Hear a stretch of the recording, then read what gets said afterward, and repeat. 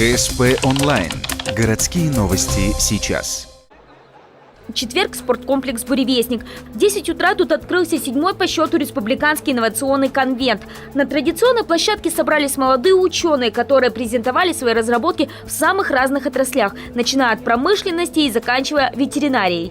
У нас секция нефтегаз, секция строительства и лес, секция информационных технологий. Ну и также мы не обошли вниманием естественной науки и медицину.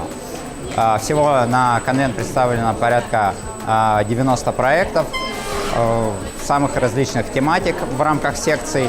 Наиболее интересные вещи представлены уже в виде каких-то макетов непосредственно разработок.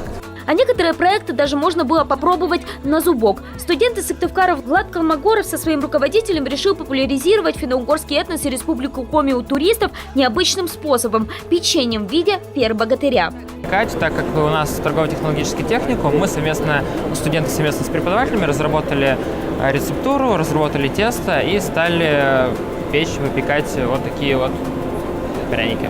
Эти пряники уже продают в столовой колледжа, в которой учится Влад. Студентам нравится. Теперь планируют сотрудничать с торговыми сетями, чтобы вся республика могла полакомиться такой вот печенькой. А вот труды ухтинок Люды и Поликсении пока нигде не продаются. Но то ли еще будет. Девчонки решили развивать бренд «Ухта, родина первой российской нефти» конфетками собственного производства из экологически чистых материалов.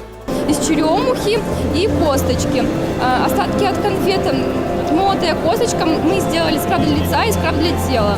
Мы придумали эти конфеты на основе продвижения брендинга. Мы готовили их на кухне бизнес-инкубатора и у себя дома. Надо отметить, этим красавицам 19 и 10 лет, и они уже думают, как создавать бренд Коми. Ну и, конечно же, хотят победить. Хотя это, по сути, не так важно. Куда важнее, чтобы эти разработки не просто легли в стол, а вошли в жизнь, были актуальными. Организаторы говорят, такие здесь точно есть. Ведь за 7 лет существования конвента из этого зала в производство ушла не одна идея. Разработки молодых ученых теперь используются даже в ухтинских дочках «Газпрома», «Лукойла» и «Транснефти».